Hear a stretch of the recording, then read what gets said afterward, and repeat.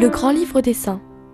Un saint célèbre ou inattendu à chaque page pour nous guider sur le chemin de la sainteté. «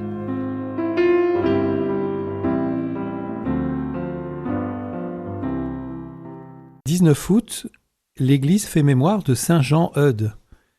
Aîné de 6 enfants, Jean naît dans un petit village de Normandie. Son père, un chirurgien qui avait rêvé d'être prêtre, transmet à ses enfants sa foi profonde. Enfant, il reçoit une gifle d'un camarade. Aussitôt, il se met à genoux pour tendre l'autre joue. À 14 ans, au collège des Jésuites de Caen, il prononce le vœu de chasteté et se met au doigt un anneau de fiançailles afin de manifester son amour pour la Vierge Marie. À la faculté de théologie de Caen, il découvre l'oratoire fondé par Pierre de Bérulle à Paris en 1611 sur le modèle de saint Philippe Néri. Le 25 mars 1623, Jean Eudes entre à l'oratoire de Paris. Il y est ordonné prêtre le 20 décembre 1825.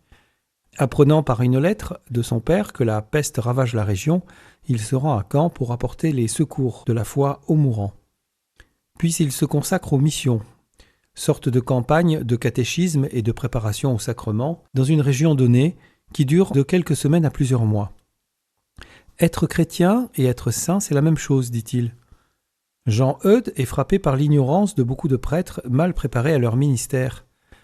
N'étant pas soutenu par l'oratoire, il le quitte à regret et fonde la congrégation de Jésus et Marie, dite aujourd'hui des eudistes, pour la formation des prêtres, et l'ordre de Notre-Dame de Charité, dont les religieuses aident les femmes en difficulté à changer de vie. Il ouvre un séminaire à Caen tout en continuant ses missions. Sollicité par les évêques, il est amené à fonder plusieurs séminaires. Il tient bon malgré les critiques et les outrages. La divine miséricorde m'a fait passer par un grand nombre de tribulations. C'est une des plus grandes faveurs qu'elle m'ait faites. Il fait célébrer pour la première fois la fête du cœur de Marie.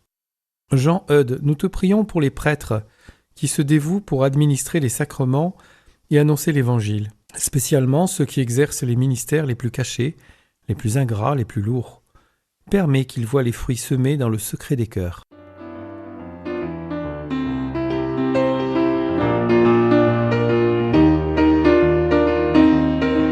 C'était le grand livre des saints d'Odile Monté, édition Presse de la Renaissance.